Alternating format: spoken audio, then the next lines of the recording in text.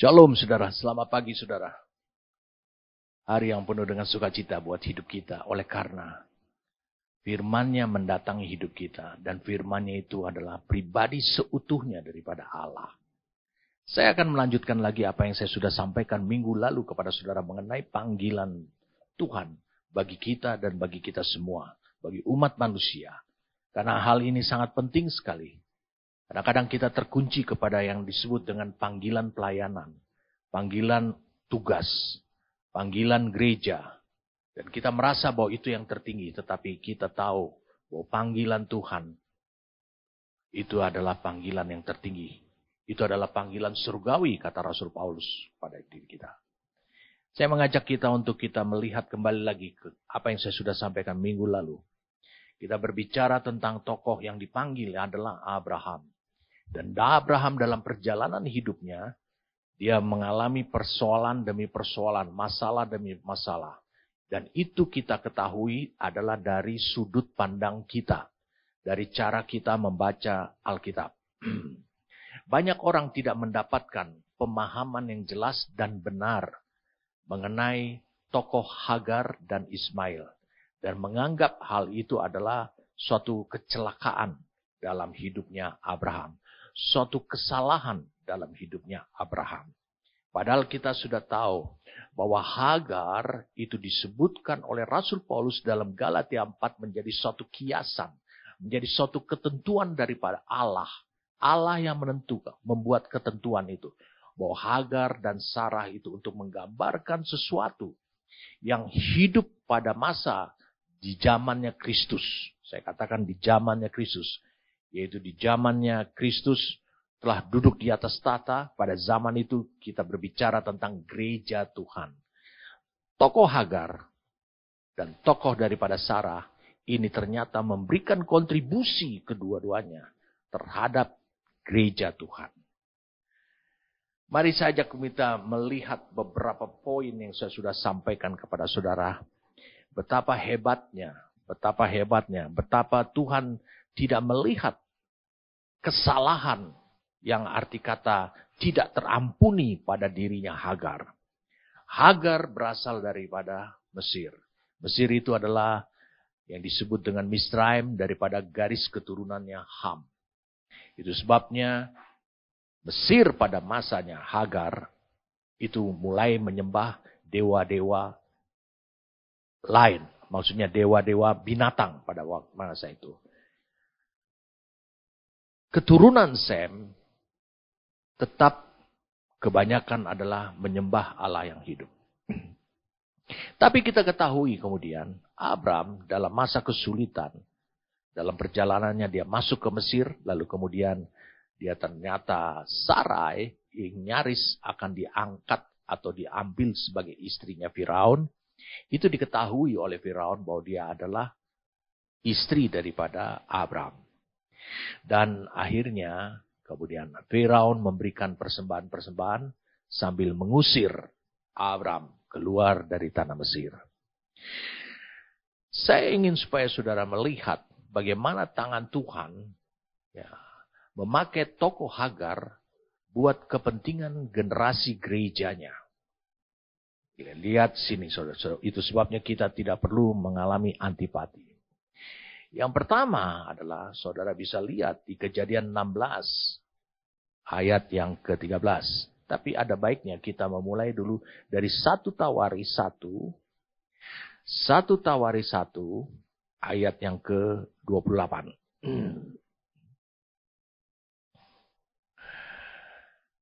Di sini dikatakan adalah anak-anak Abraham ialah Ishak dan Ismail. Ini yang dikatakan secara sah di mata Tuhan. Anak-anak Abraham adalah Ishak dan Ismail. Kita tahu bahwa Ishak lahir dari Sarah. Kita tahu bahwa Ismail lahir dari Hagar. Dan kita selalu menganggap negatif terhadap Hagar. Oleh karena apa? Dia adalah gundik. Dia adalah budak. Dia adalah suatu kesalahan Abraham. Saudara, saya sudah jelaskan minggu-minggu yang lalu kepada saudara. Bahwa tidak didapati sedikit pun juga kesalahan Abraham dalam hal ini.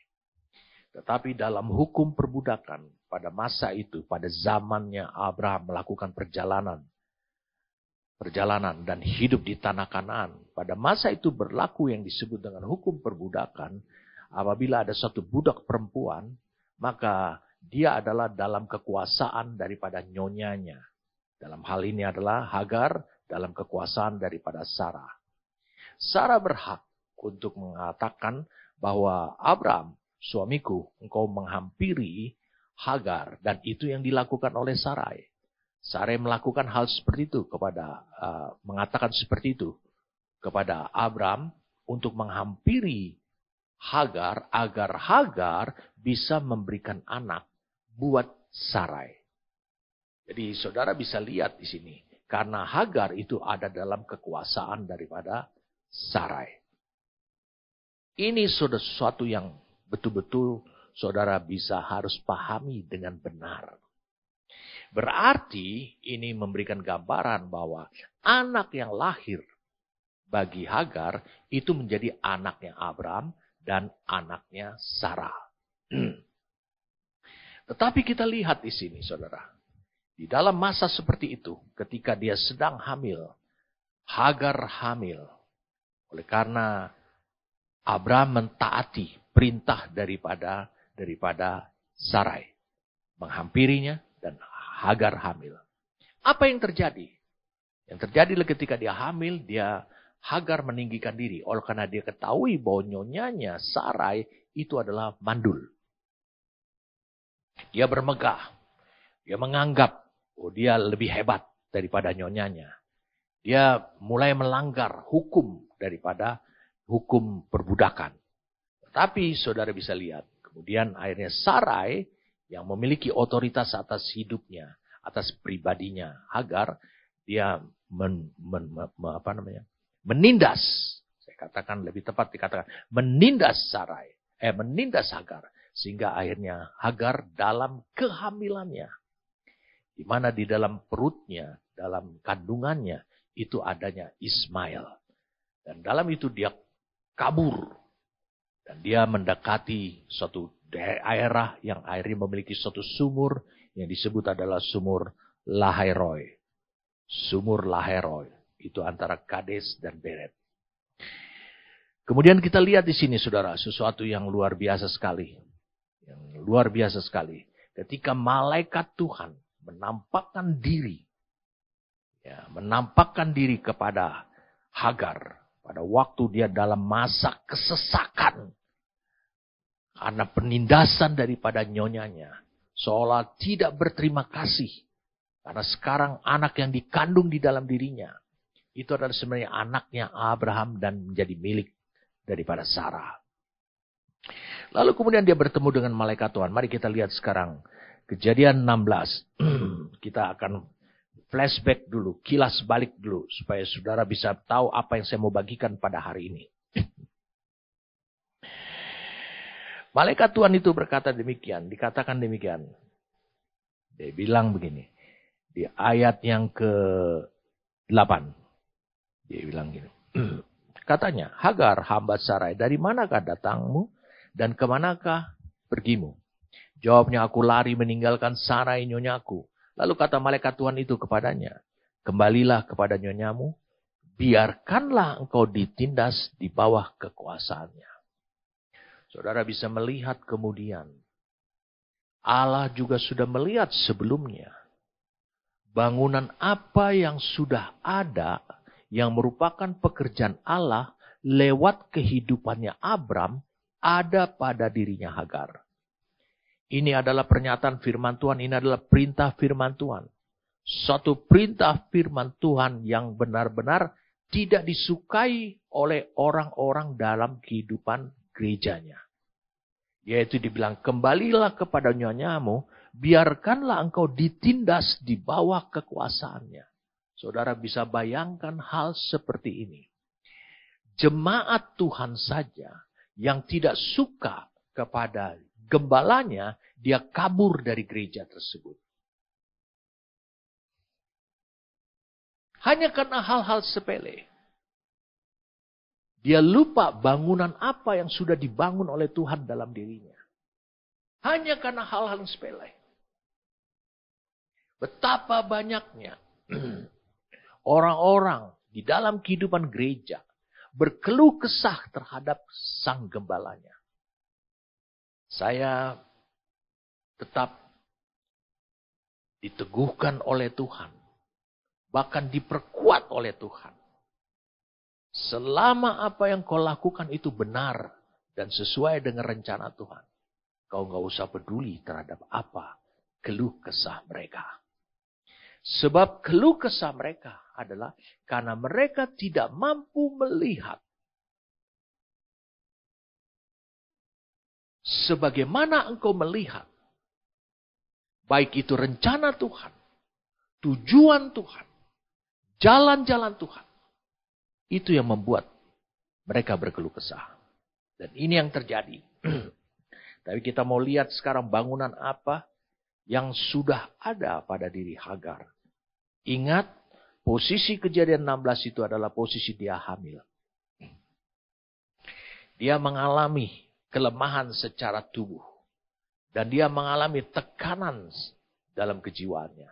Tapi bagaimana dengan rohnya? Kita perlu tahu apa yang terjadi. Ketika perintah Tuhan melalui malaikat itu berkata, kembalilah kepada nyanyamu, biarkanlah. Wow, ini sesuatu yang tentu tidak akan mau banyak orang dalam kehidupan gereja untuk mendengarkan kata-kata ini. Dikatakan demikian, lalu kata malaikat itu, biarkanlah engkau ditindas.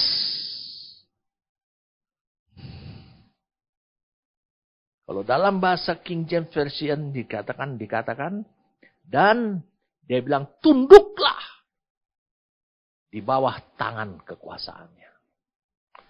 Submit thyself under her hands. Tunduk. Karena dia sudah mengadu bahwa dia ditindas. Tetapi dikatakan di sini, malaikat Tuhan itu tetap engkau harus tunduk. Ini yang bangunan yang hilang. Dalam kehidupan orang, banyak orang dalam kehidupan gerejanya. Ketika sang gembalanya mengalami upgrade, apa yang dilakukan oleh dia? Jemaat merasa tertindas, padahal dia tidak tahu sang gembala mengalami upgrade. Sebab ketika gembalanya, pemimpinnya, mengalami upgrade, berarti sebentar lagi mereka juga akan mengalami upgrade. Lagi kata malaikat Tuhan itu kepadanya, aku akan membuat sangat banyak keturunanmu. Sehingga tidak dapat dihitung karena banyaknya. Selanjutnya kata malaikat itu kepadanya, engkau mengandung dan akan melahirkan seorang anak laki-laki. Dan akan menamainya Ismail. Sebab Tuhan telah mendengar tentang penindasan atasmu. Akan menamai Ismail. Dia bilang, kau akan melahirkan dan kau akan menamainya. Engkau akan menamainya Ismail. Perhatikan ini baik-baik. Kau akan menamainya Ismail. Siapa yang akan memberikan nama kepada bayinya ini? Memberi nama Ismail. Siapa yang akan memberi nama? Adalah Hagar. Itu perintah Tuhan. Tapi saudara bisa lihat kemudian. Mari kita lihat langsung di ayat yang bawahnya.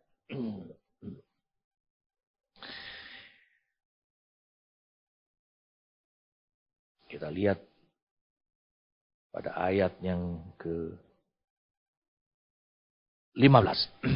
Lalu Hagar melahirkan seorang anak laki-laki bagi Abram. Dan Abram menamai anak yang dilahirkan Hagar itu Ismail. Yang pertama, kita mau tahu dulu bangunan apa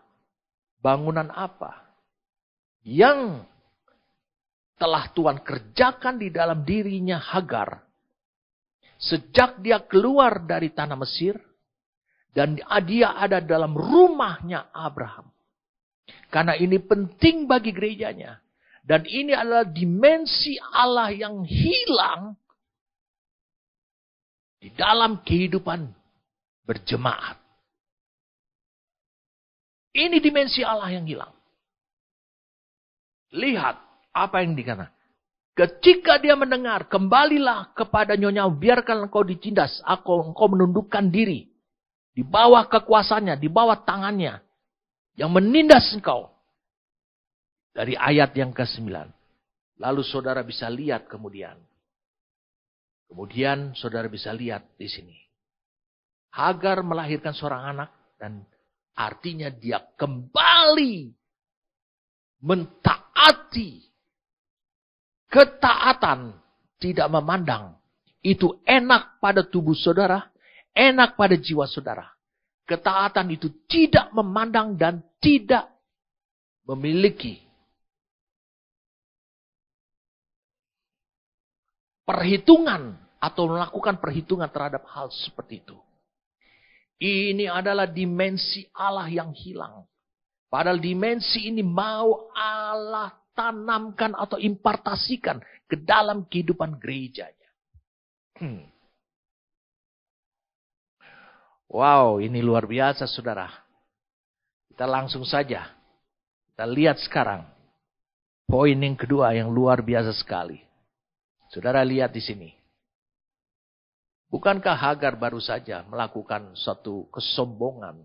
Sehingga dia akhirnya lari dari Sarai. Karena Sarai akhirnya menindas hidupnya. Kemudian saudara melihat dia bertemu dengan Tuhan. Melalui malaikat Christophorus. Yaitu malaikat yang khusus, malaikat yang spesial, malaikat Adonai. Ya. Saudara bisa lihat di sini. Dari perjumpaan itu di Lahairoi. Kemudian di ayat yang ke-13-nya. Saudara lihat di sini sesuatu yang tidak terjadi pada banyak orang. Lihat, kemudian Hagar, ayat 13-nya menamakan Tuhan. Menamakan Tuhan. Atau menyebut Tuhan.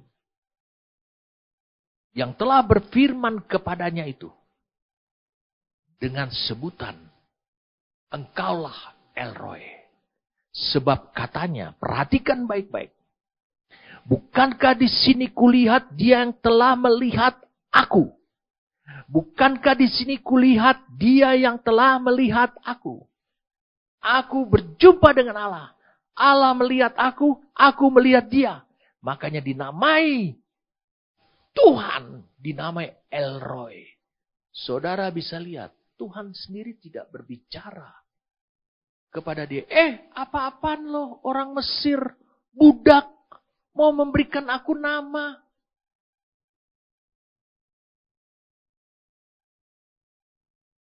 Tidak ada keberatan bagi Tuhan. Saya mau beritahu pada saudaraku. Ini berbicara tentang kedalaman pengenalan akan Tuhan secara pribadi dari pribadinya Hagar.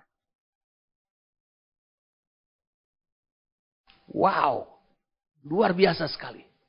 Saya bergairah menyampaikan kepada saudara. Karena ini adalah dimensi ilahi Allah yang hilang. Yang Allah mau impartasikan. Yang Allah sedang kerjakan kepada pribadi saudara. Supaya saudara dijadikan segambar dan serupa dengan Allah. Allah sedang asah. Atau menjadikan saudara. Segambar dan serupa. Ini yang dikerjakan kepada diri Hagar. Hal yang kedua itu dia memberi nama. Satu-satunya tokoh perempuan di perjanjian lama. Yang berani memberi nama kepada Tuhan. Engkaulah El-Roi. Dan Tuhan tidak keberatan. Apa arti El-Roi? Perhatikan ini. Simpan ini dalam rohmu. Bungkus ini. Pahami ini. Arti El-Roi adalah Allah yang menampakkan diri kepada Hagar. Dan melihat aku. Dia menampakkan diri kepada Hagar.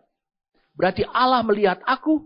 Allah menampakkan diri berarti aku melihat dia. Dan melihat aku. Dan Allah juga melihat aku.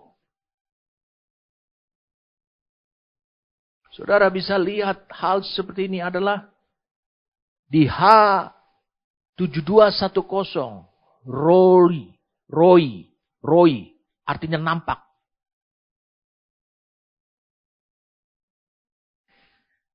Ini menjadi dasar daripada kita untuk mengetahui bahwa panggilan Allah kepada Abraham, yaitu supaya dimensi Allah Abraham itu menjadi kehidupan yang nyata dalam keseharian hidupnya Abraham. Ternyata juga itu juga di tempat yang sama, dalam zaman yang sama, kehidupan yang bersama, dalam rumah yang sama, itu terjadi juga pada diri Hagar. Hagar bisa mengenal secara spesifik Allahnya Abraham dan menamakan dia melalui pengalaman pribadinya dia. Dia bilang, engkaulah El Roy. Satu-satunya perempuan di dalam perjanjian lama yang bisa memberikan nama kepada Allah dengan sebutan El Roy, dan Allah tidak keberatan. Sama sekali Allah tidak keberatan. Wow. Kita sampai pada yang ketiga. Yang ketiga kita ketahui adalah Tuhan memberikan perintah kepada Hagar. Agar memberikan nama kepada putranya Ismail. Baca ayat 11. Selanjutnya kata, engkau akan mengandung, akan melahirkan seorang laki-laki, dan akan menamainya Ismail. Ketika Hagar melahirkan Ismail, langsung dia bilang, mungkin dia katakan kepada Sarai, karena anak ini milik Sarai, anak ini milik Abraham. Ini namanya Ismail, ini namanya Ismail. Dia melanggar hukum perbudakan. Sesuatu yang dahsyat. Saya mau sampaikan pada saudara sesuatu yang dahsyat. Bagaimana caranya Hagar memiliki hikmat untuk memberikan nama, untuk mentaati Kejadian 16 ayat 11 ini. Dia bilang, kau akan mengandung dan akan melahirkan seorang anak laki-laki dan akan menamainya Ismail. Sebab Tuhan telah mendengar tentang penindasan atasmu. Berarti itu menyebutkan. Berarti perintah itu karena pengalaman pribadi dia. Tetapi dalam hukum yang berhak memberikan nama adalah Abraham.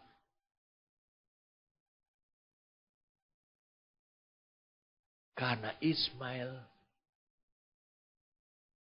akan menjadi anaknya Abraham. 1 Tawaris 1 ayat 28. Ini yang harus gereja Tuhan lihat.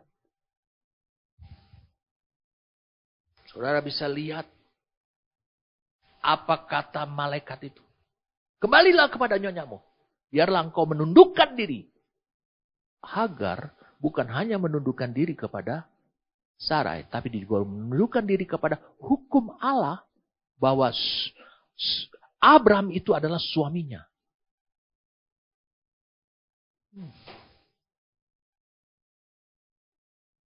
Mari kita lihat. Wow, ini sesuatu yang luar biasa. Berarti saudara bisa lihat. Perintah untuk memberikan nama Ismail ini. Yang pertama.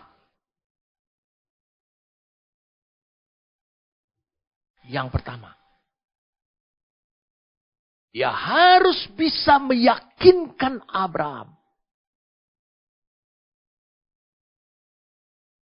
Dia harus bisa meyakinkan Abraham dan Sarai. Bahwa itu yang diminta oleh Tuhan.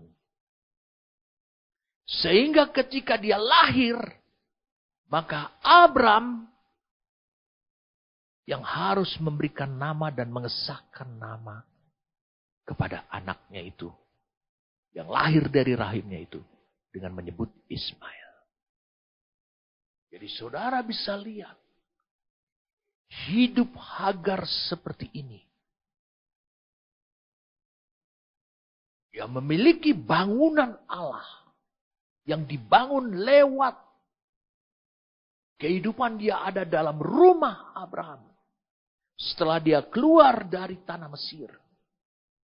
Dia diselamatkan oleh Allah. Dari penyembahan dewa-dewa binatang.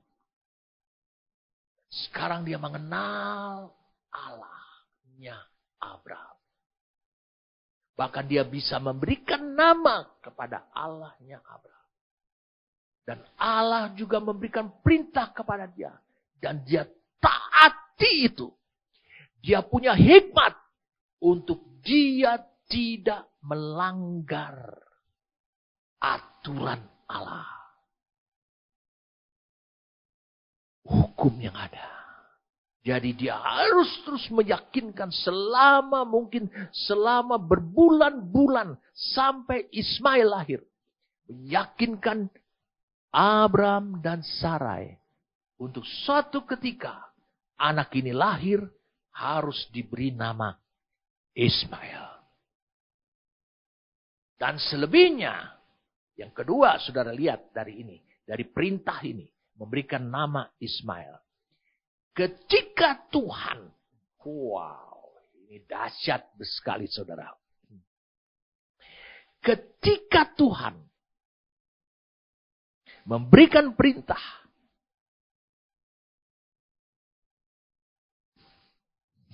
Kepada Hagar. Beri dia nama. Ismail. Dan Tuhan memberitahukan kepada Hagar tentang destininya. Ismail. Kita baca ayat 12. Seorang laki-laki yang lakunya seperti keledai. Lihat demikianlah nanti anak itu tangannya akan melawan tiap-tiap orang. Dan tangan tiap-tiap orang akan melawan dia. Dan dia di tempat kediamannya. Ia akan bukan menentang semua saudaranya. Dia akan hidup dalam kehadiran bersama-sama dengan saudara-saudaranya. Kemudian kita lihat dari ayat yang ke-9. Ayat yang ke-10. Dia bilang, aku akan membuat sangat banyak keturunanmu. Sehingga tidak dapat dihitung karena banyaknya. Wow, ini sesuatu yang luar biasa.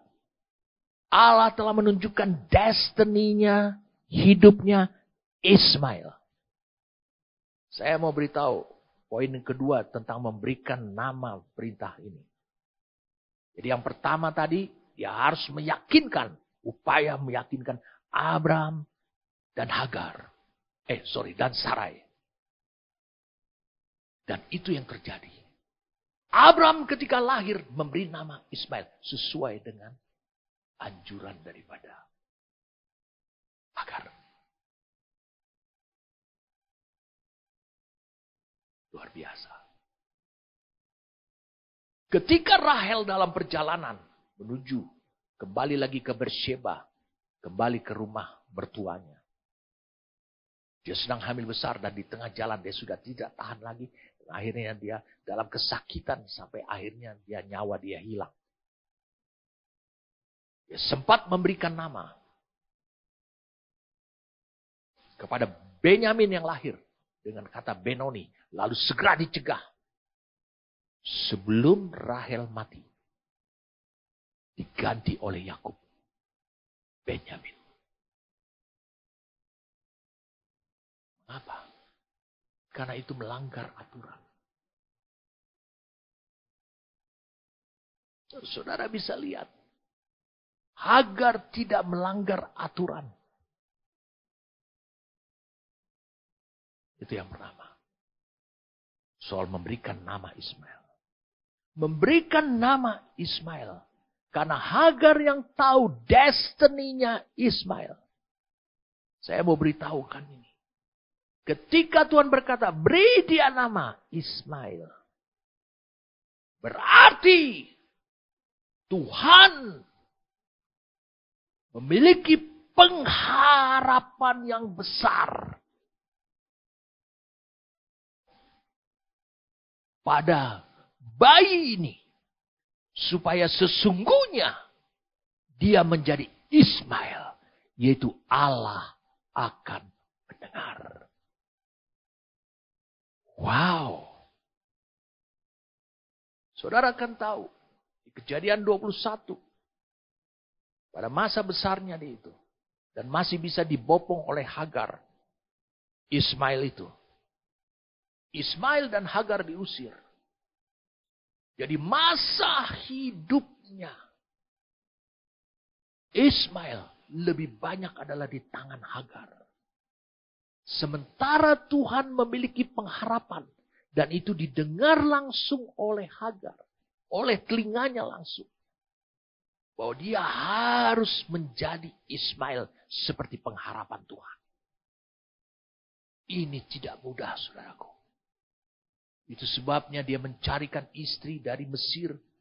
Nikahkan pada Ismail.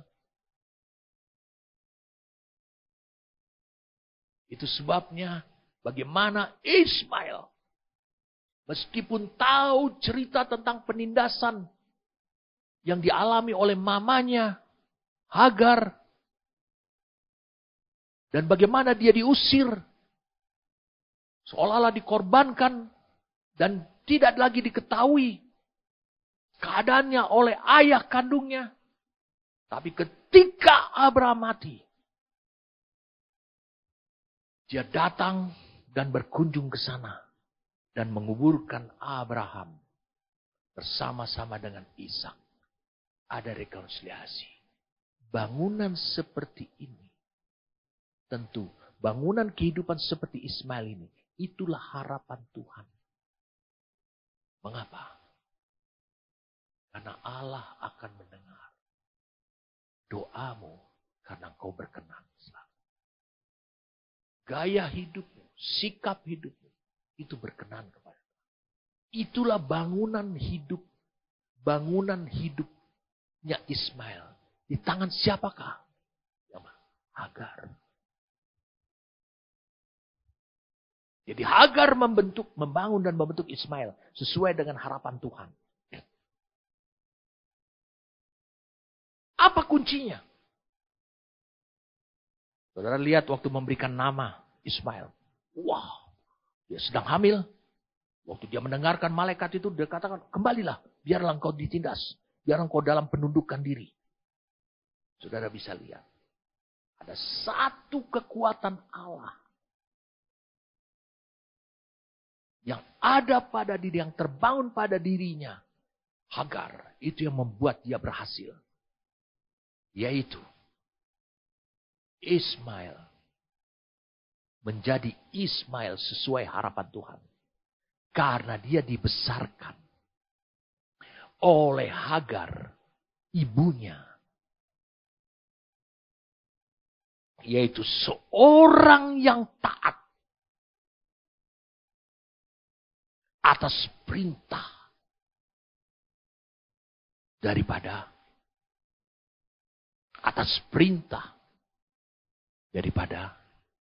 Tuhan. Kalau engkau di bawah seorang pemimpin yang taat kepada Tuhan, tapi engkau berkeluh kesah, kegagalan hidupmu, itu bukan tanggung jawab dia. Karena di mata Tuhan, Tuhan punya pengharapan, sehingga engkau ada dibawa oleh Tuhan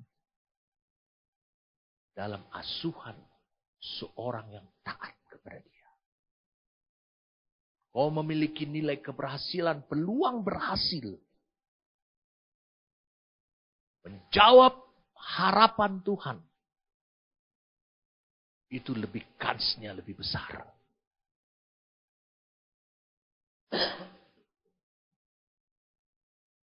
Ini bukan hal yang mudah.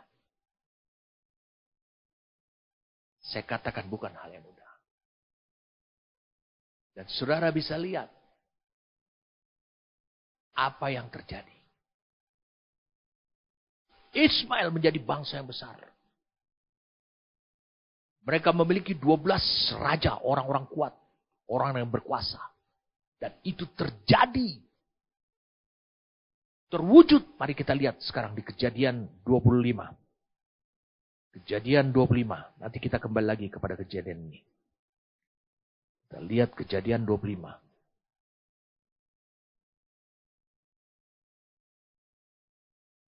Kejadian 25.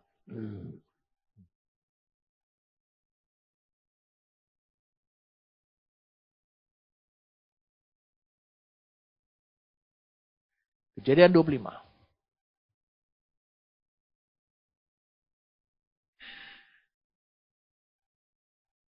Ayat 12. Inilah keturunan Ismail, anak Abraham yang telah dilahirkan baginya oleh Hagar, perempuan Mesir, hamba Sarah itu. Inilah nama anak Ismail disebutkan menurut urutan lahirnya.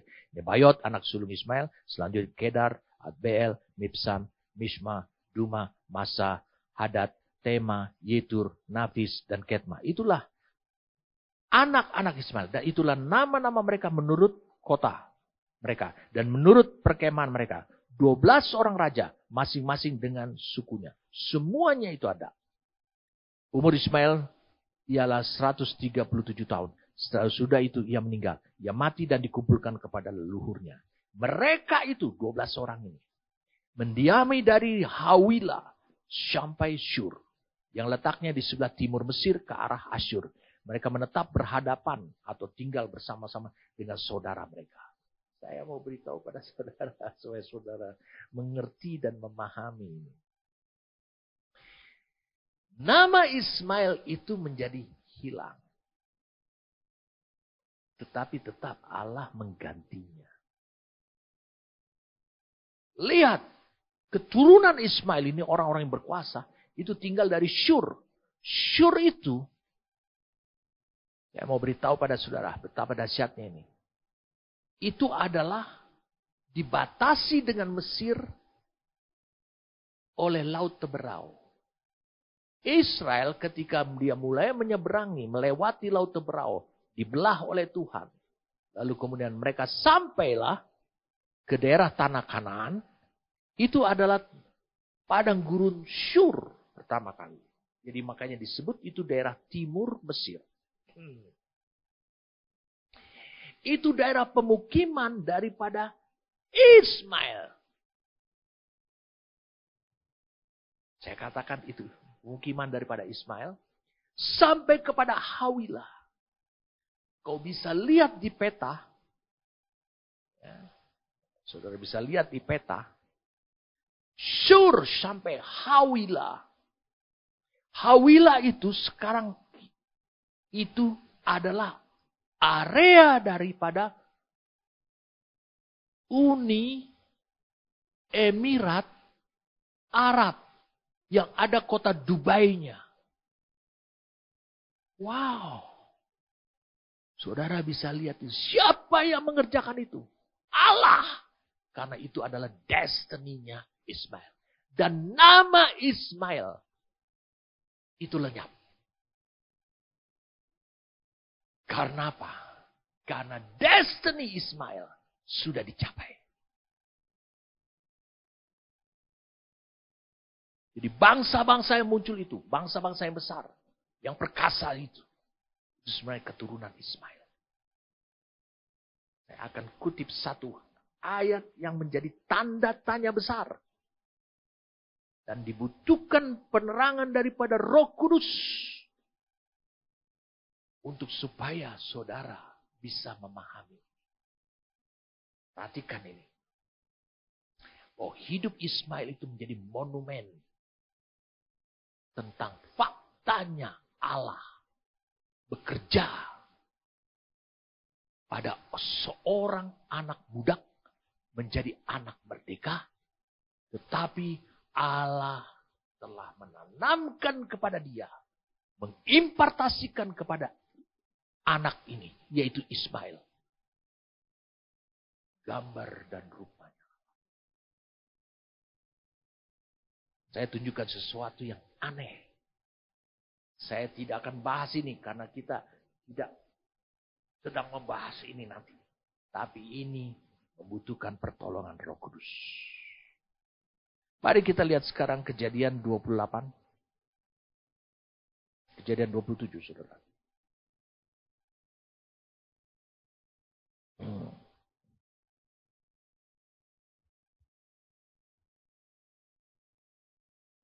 Kejadian pasal yang ke-27.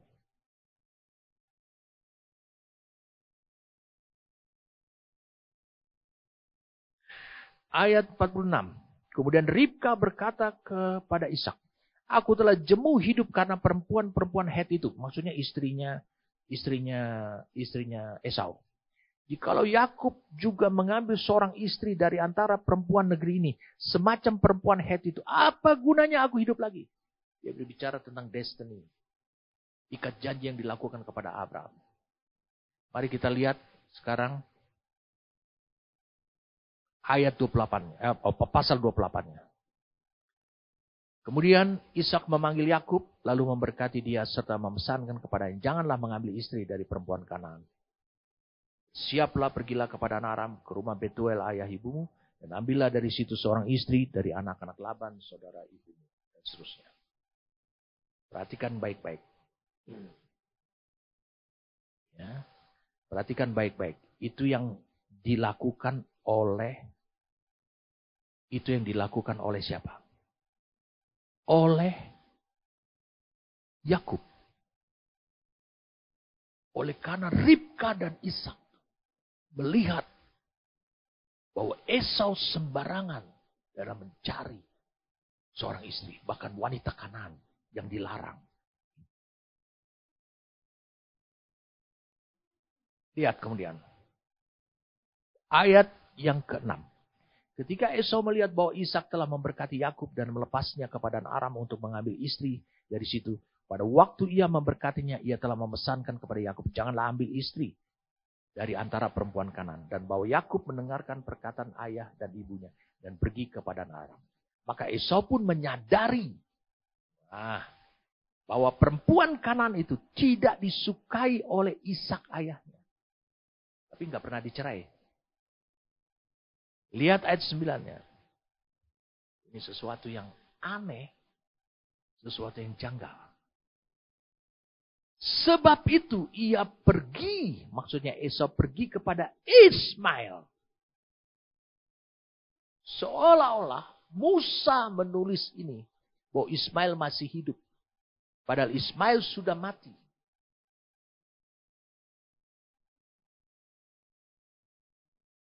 Sebab itu ia pergi kepada Ismail dan mengambil Mahalat menjadi istrinya. Di samping kedua istrinya yang telah ada. Mahalat adalah anak Ismail, anak Abraham, adik Nebayot. Mahalat juga memiliki nama lain, namanya Bismat. Saudara bisa lihat di Tawarikh. Oke lah, kita tidak akan membahas itu. Tapi saudara bisa lihat. Sebab itu ia pergi kepada Ismail. Padahal Ismail sudah mati. Apa dia pergi ke kuburan? Tentu tidak. Dia pergi kepada Ismail.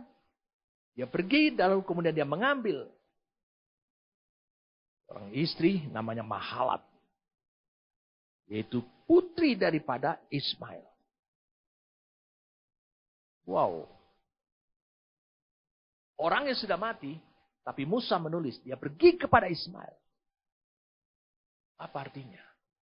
Ismail menjadi monumen. Kehidupannya tetap abadi. Dia menjadi monumen. Apa yang dilakukan Esau tetap salah. Apa yang dilakukan Esau adalah salah. Dan ketika dia mau memperbaikinya, ingat, dia tidak pernah melepas wanita Kanaan itu. Mari kita kembali lagi pada Kejadian pasal 16 supaya kita selesaikan itu pada sesi ini.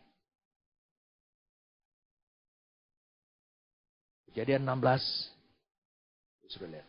Jadi sebagai orang percaya, lihat. Kita tidak boleh melewatkan begitu saja. Ulangi, kita tidak boleh melewatkan begitu saja kehidupan Hagar dan Ismail. Kita tidak boleh melewatkan begitu saja.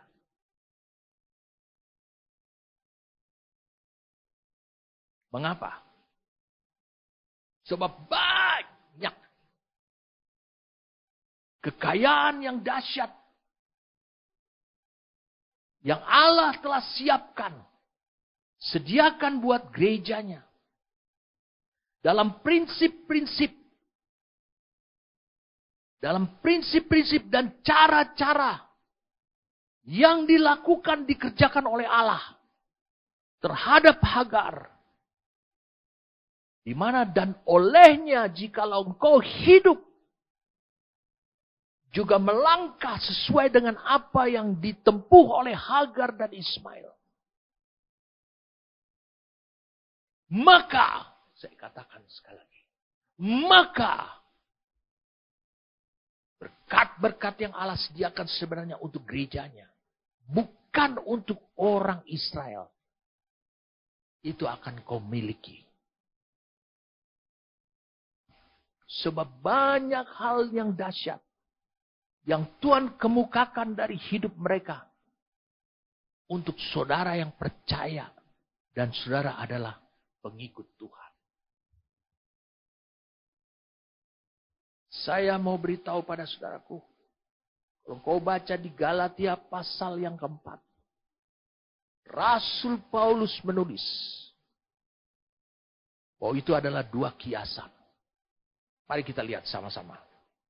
Galatia pasal 4. Di sini dijelaskan mulai dari ayat 21. Mulai dari ayat 21. Khususnya ayat 24. Ini adalah suatu kiasan. Ini adalah suatu lambang. Sebab kedua perempuan itu adalah dua ketentuan Allah. Yang satu berasal dari Gunung Sinai. Itu menghasilkan Taurat. Perhatikan baik-baik. Hidup mereka dijadikan lambang. Saya sudah sampaikan pada saudara. Hidup mereka dijadikan sebagai tanda dan alamat. Wow. Ini hal yang paling luar biasa. Saudara bisa lihat. Tanda dan alamat. Tetapi prinsip hidup mereka. Yang mereka jalankan. Itu berkenan kepada Tuhan. Tuhan suka kepada hidup mereka.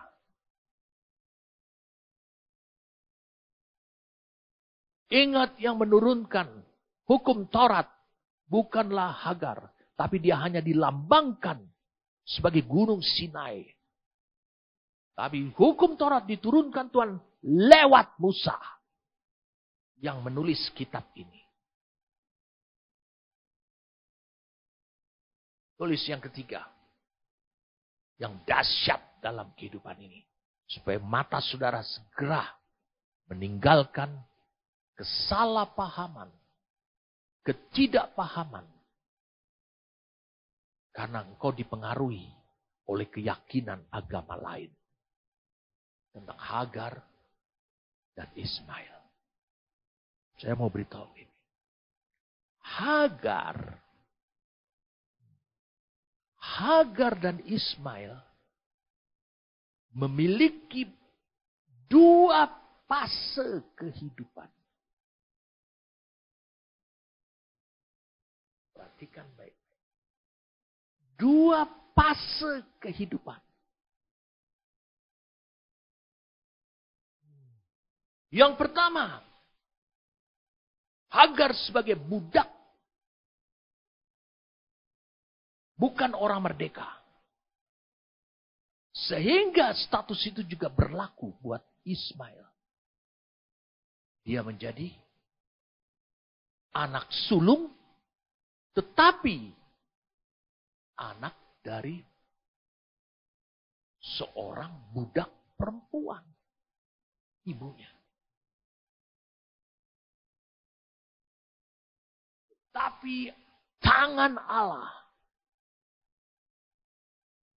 kali ini, yang dulu malaikat yang sama.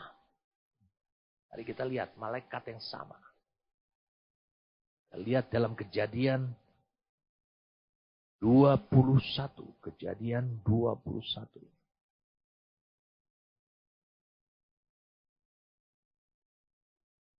Lihat. Malaikat yang sama.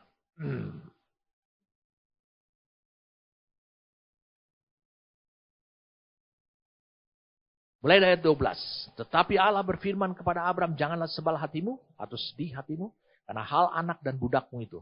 Dalam segala hal yang dikatakan Sarah kepadamu haruslah engkau mendengarkan. Sebab akan disebut keturunanmu ialah yang berasal dari Ishak. Tetapi keturunan dari hambamu itu juga akan kubuat menjadi suatu bangsa karena ia pun anakmu. Esokan harinya pagi-pagi Abraham mengambil roti serta sekirbat air dan memberikannya kepada Hagar. Meletakkan itu beserta anaknya di atas bahu Hagar. Kemudian disuruhnya lah perempuan itu pergi. Maka pergilah Hagar dan mengembara di padang gurun Beersheba.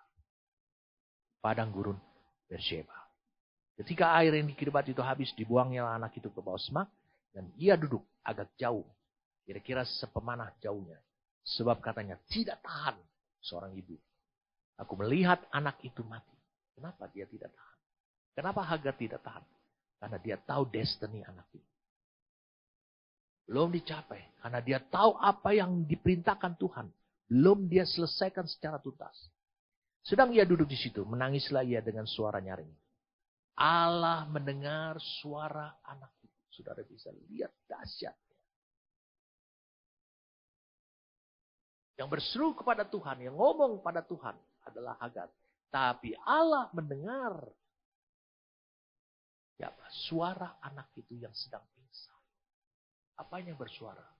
Hati nuraninya. Siapa yang membuat hati nuraninya terus bersuara kepada Tuhan? Hagar yang membangun hidupnya Ismail.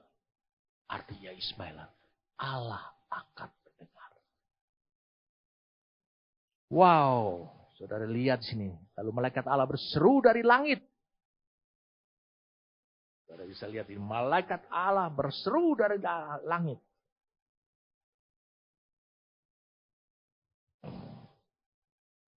Katanya kepadanya, apakah yang kau susahkan Hagar? Janganlah takut. Sebab Allah telah mendengar suara anak itu dari tempat ia berbaring. Dari mana? Hati nuraninya. Bangunlah, angkatlah anak itu dan bimbinglah dia. Sebab aku akan membuat dia menjadi bangsa yang besar. Wow. Aku, kata Tuhan, aku akan asah.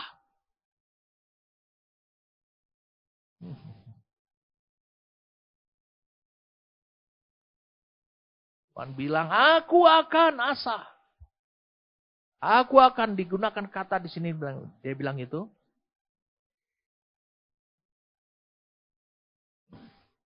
Tuhan akan kerjakan itu. Jadi sebuah bangsa yang besar. Di sini bukan digunakan kata asah. Dari H7760. Tapi digunakan kata sum. Sum itu aku telah tetapkan dia. Set dia. Di sebuah bangsa yang besar. Wah, luar biasa. Allah akan kerjakan itu. Lihat dalam kemiskinannya Hagar. Dalam kepayahannya Hagar. Allah akan kerjakan itu. Lalu dibilang demikian. Perhatikan ini baik-baik.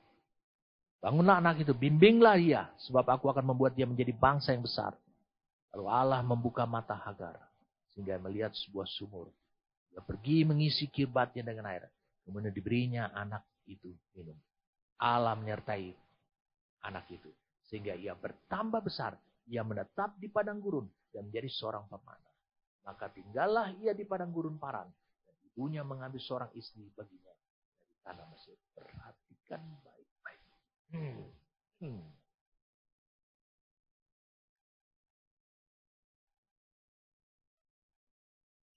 Di Kejadian 16. Malaikat yang sama menyuruh dia kembali untuk dia ditindas. Atau dalam penundukan diri. Tapi di Kejadian 21. Kembali lagi dia diusir Dan dia tidak disuruh untuk kembali. Apa artinya?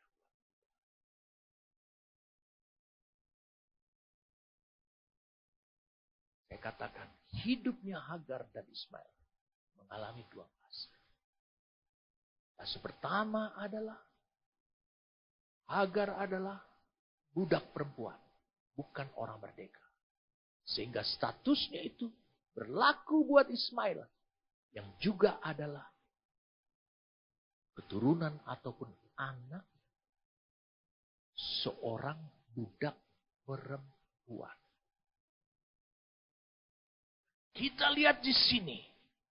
Ini adalah saatnya mereka memasuki fase kedua. Di mana Allah akan lebih banyak lagi mengambil bagian mengerjakan dalam hidup mereka. Yaitu ketika mereka diusir dan tidak disuruh kembali lagi ke kemahnya Abraham. Maka mereka menjadi orang merdeka. Mereka memiliki status yang sama. Sama seperti Sarah. Sama seperti Ishak. Tapi status itu diperoleh. Karena Ishak telah ada lebih dulu. Sehingga itulah sebabnya Alkitab menulis. Ishak pertama. Ismail kedua. Tapi yang terpenting adalah fase kedua hidupnya Ismail. Dan Hagar, ibunya, adalah dia hidup sebagai orang merdeka. Wow, ini sesuatu yang benar-benar luar biasa buat hidup saudaraku. Hagar dilambangkan sebagai wahyu Tuhan di Gunung Sinai. Dan dia digambarkan sebagai mengartikan turunnya hukum Taurat. Dan Galatia 4 ayat 21 sampai 26 menegaskan pada kita bahwa itu sudah dua ketentuan Allah.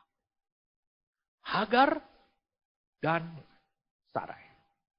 Ingat, Hagar memiliki dua fase atau tahapan kehidupan.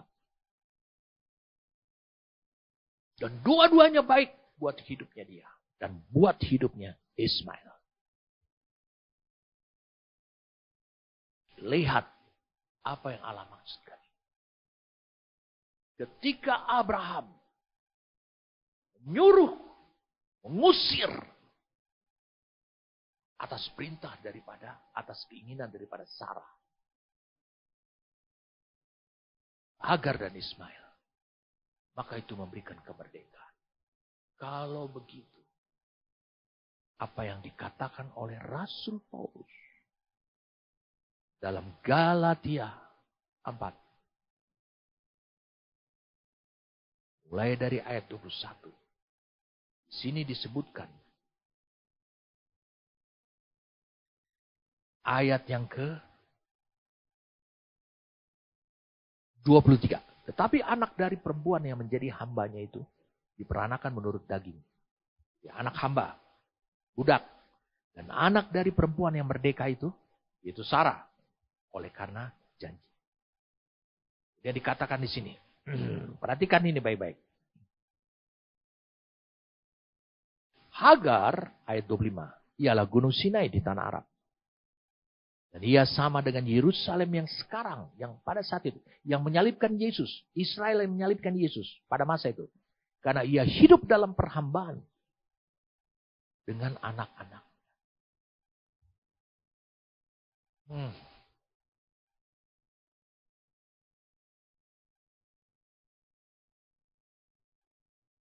Hidup dalam perhambaan dong anak-anaknya.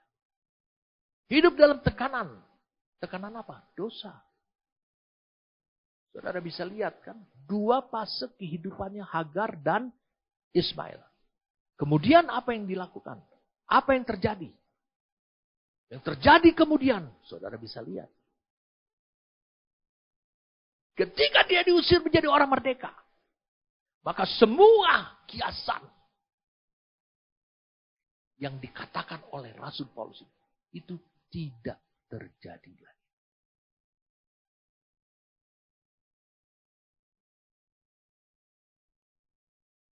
Siapa yang memberikan perintah dia untuk merdeka? Abraham dan Sarah. Karena Ishak. Hari saya ajak saudara untuk bisa melihat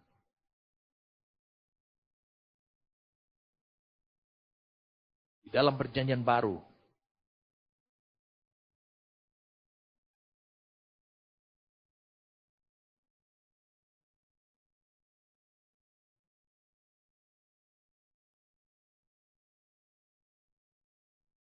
Lihat ayat 32. Ini perkataan Yesus. Dan kamu akan mengetahui kebenaran. Dan kebenaran itu akan memerdekakan kamu. Kemudian Yohanes 8 ayat 33. Jawab mereka, kami adalah keturunan Abraham. Dan tidak pernah menjadi hamba siapapun. Bagaimana engkau dapat berkata kamu akan merdeka? Kata Yesus kepada mereka. Aku berkata kepadamu sesungguhnya setiap orang yang berbuat dosa adalah hamba dosa. Dalam tekanan dosa. Dan hamba tidak tetap tinggal dalam rumah. Tetapi anak tetap tinggal dalam rumah. Apa artinya tetap tinggal? Dia memiliki warisan. Dia memiliki hak. Lihat ayat yang ketiga. Jadi apabila anak itu memerdekakan. Maksudnya Kristus memerdekakan kamu. Kamu pun benar-benar merdeka. Ini yang terjadi kepada hidupnya Hagar dan Ismail. Lihat ayat 37. Aku tahu bahwa kamu adalah keturunan Abraham. Tetapi kamu berusaha untuk membunuh aku. Karena firmanku tidak beroleh tempat di dalam kamu. Menurut saudara, perkataan Yesus Yohanes 8 ayat 37. Aku tahu bahwa kamu adalah keturunan Abraham. Dia berkata kepada orang Israel pada masa itu. Orang Farisi, ahli Taurat. Yang berupaya untuk membunuh dia. Aku tahu bahwa kamu keturunan Abraham. Menurut saudara, itu dari istri yang mana? Hagar ataupun Sarah? Paulus mempertegas. Itu dari Hagar. Hagar fase 1.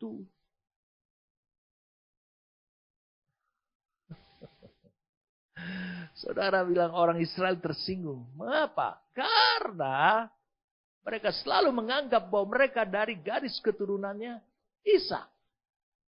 Memang betul secara lahiriah mereka dari garis keturunannya Ishak. Tetapi sifat-sifat mereka secara spiritual tidak demikian. Sebelum kita akhiri, saya ingin saudara bisa memahami dengan benar. Saya katakan dengan benar. Kehidupan Hagar dan Ismail ini di fase kedua ini. Sebab tidak ada fase kedua. Sebelum tahapan fase 1. Itu diselesaikan oleh Hagar dan Ismail. Mengapa? Karena Allah membuat tahapan hidup fase 1 itu. Itu menjadi kiasan buat kehidupan gerejanya di masa yang akan datang. Wah. Saudara bisa lihat. Rasul Paulus kan yang menulis. Hagar adalah gunung Sinai, anak-anak perhambaan. Tapi kalau Sarah itu adalah gunung Sion atau Yerusalem yang turun dari sorga, anak-anak merdeka. Tapi Rasul Paulus juga menjelaskan tentang bahwa Hagar itu melambangkan hukum Taurat yang turun di Sinai. Menurut saudara, siapa yang menggenapi hukum Taurat? Yesus. Yang aku datang bukan untuk meniadakan hukum Taurat. Yesus pasal yang kelima. Saudara bisa lihat pada tayangannya. Tapi untuk menggenapinya. Tapi untuk menggenapinya. Kalau saudara mengaku bahwa saudara adalah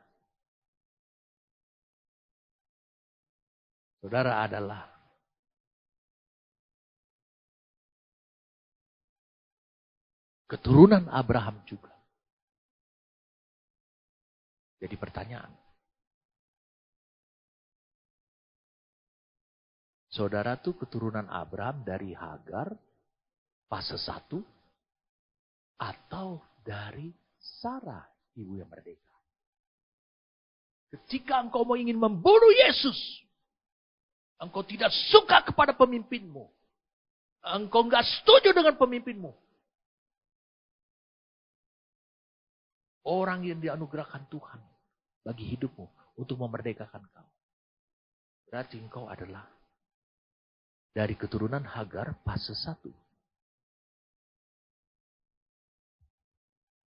Jadi saudara bisa lihat.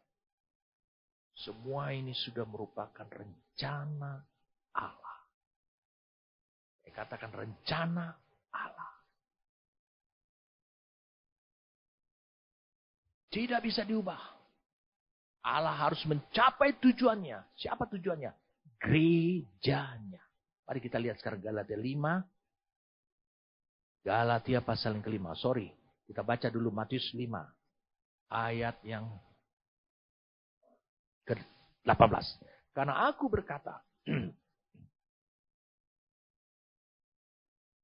kepadamu, sesungguhnya selama belum lenyap langit dan bumi ini, satu iota atau satu titik pun tidak akan ditiadakan dari hukum Taurat sebelum semuanya terjadi. Karena itu siapa meniadakan, menganggap tidak penting salah satu perintah hukum Taurat, sekalipun yang paling kecil, dan mengajarkannya demikian kepada orang lain, ia akan menduduki tempat yang paling rendah di dalam kerajaan sorga. Tapi siapa yang melakukan dan mengajarkan seluruh perintah-perintah hukum Taurat, ia akan menduduki tempat yang tinggi dalam kerajaan sorga. Dengan kata lain, Yesus menghubungkan, perhatikan ini baik-baik. Yesus menghubungkan antara hukum Taurat, penggenapan hukum Taurat itu, dengan kehidupan ataupun posisi dalam kerajaan sorga, dalam pemerintahan Allah. Yang mana itu? Itu sebabnya Hagar yang sama mengalami fase 1 dan fase 2. Fase 1 dia di dalam kekuatan hukum Taurat. Fase 2 dia menjadi merdeka. Digenapkan seluruhnya. Itu akan menjadikan, mengubah status dan posisimu. Mari kita lihat sekarang Galatia 5. Sebelum kita berdoa. Galatia 5 ayat 25. Katakan di sini, jikalau kita hidup oleh roh,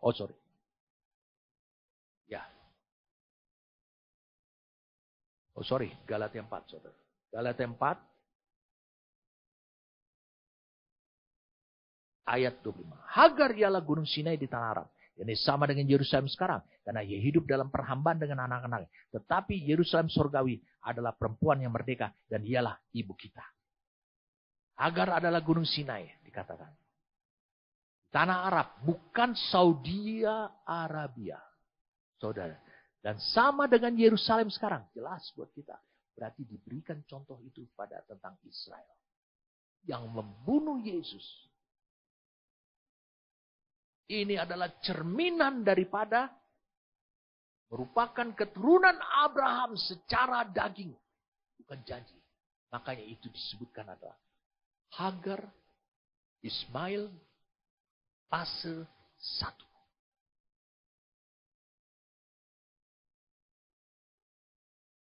Kita tadi sudah baca. Yohanes 8 ayat 37. Bahkan sampai ayat 40 sudah bisa baca. Jadi Hagar itu dipersamakan dengan hukum Taurat. Sarah itu adalah Yerusalem surgawi atau Gunung Sion. Perempuan merdeka. Lambang yang sudah dibayar dosanya. Menjadi merdeka oleh darah Kristus. Di kayu salib.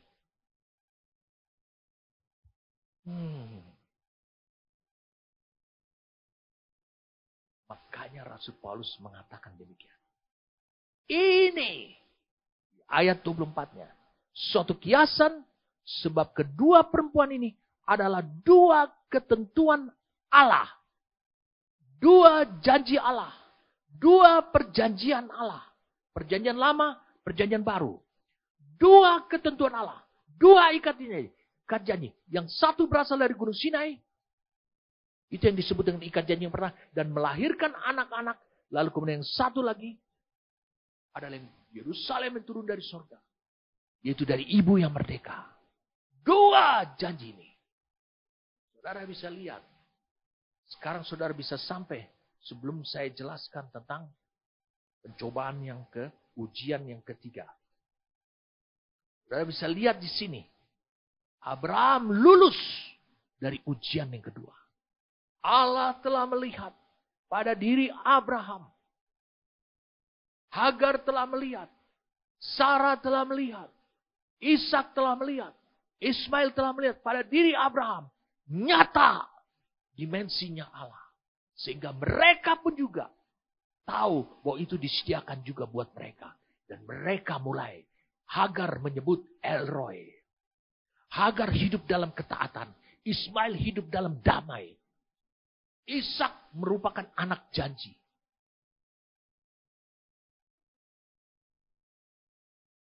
Minggu kemarin saya sudah sampaikan pada saudaraku. Sehingga gambar Allah itu nyata pada dirinya Abraham.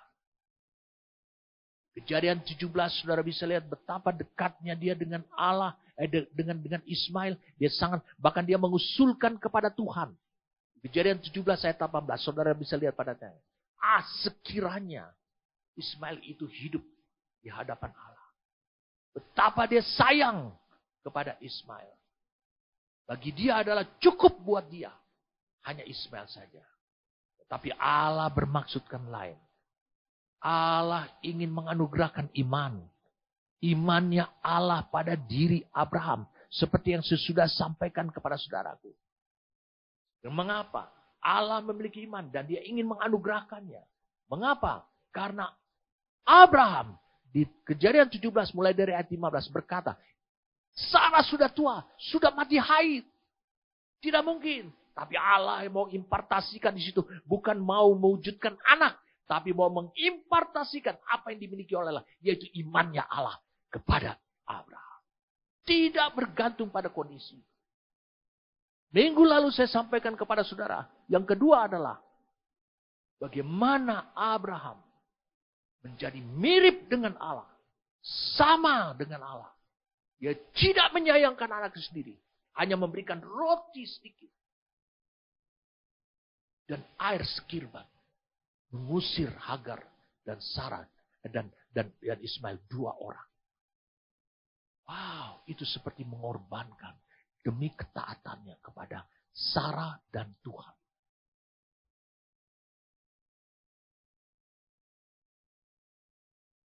Roma 8 ayat 32 sudah lihat pada tayangan. Ia yang tidak menyayangkan anaknya sendiri. Ini sifatnya Allah. Yang mengorbankannya bagi kita semua. Ini sifat Allah. Ini karakter Allah. Sekarang sudah nyata. Terimpartasi pada dirinya Abraham. Dan yang terakhir. Sudah sampaikan minggu lalu. Walaupun saya ulang ini. Karena ini penting. Dikatakan ini kiasan. Buat kita yang hidup pada masa sekarang. Berarti apa yang terjadi di masa yang akan datang.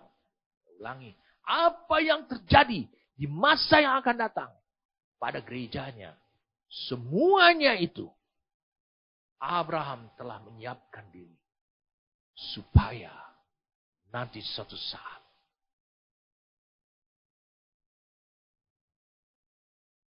Ada dari keturunanku yang akan bisa menampung secara jasmani seluruh kepenuhan Allah diam di dalam dirinya.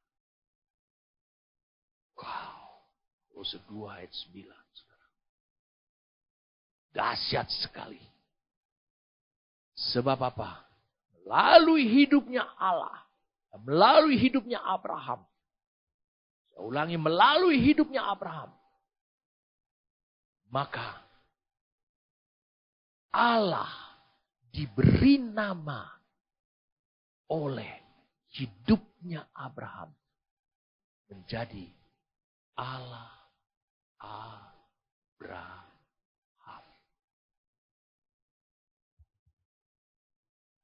Menjadi Allah Abraham. Tanpa Allah Abraham, tidak akan ada Allah Ishak. Itu adalah satu dimensi lagi yang lebih lagi. Lalu kemudian muncul Allah Yakub. Suatu dimensi yang muncul lagi, lebih lagi. Dan adanya Allah Israel. Adanya Allah Daud. Adanya Allah Rasul Paulus.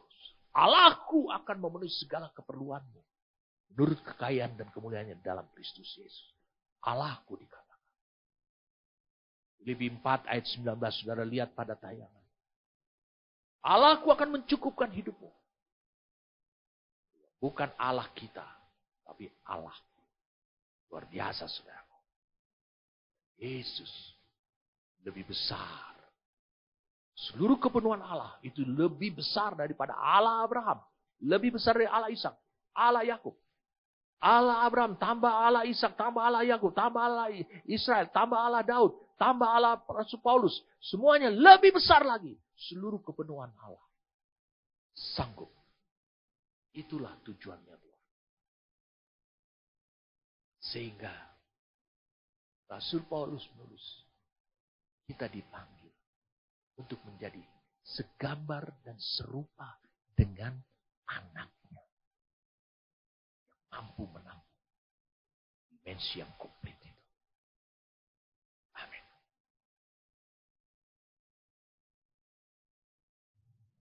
Terima kasih Tuhan untuk pemahaman yang kau singkapkan kepada kami. Terima kasih karena engkau memberikan Romo yang kudus. Sehingga wahyuan ini menjadi pengertian dan hikmat. Terima kasih karena engkau membeberkan kepada kami. Sehingga kami tidak mengalami kekeliruan. Terima kasih untuk impartasi. Menanamkan itu menjadikan iman buat hidup kami. Menjadikan kekuatan buat hidup kami.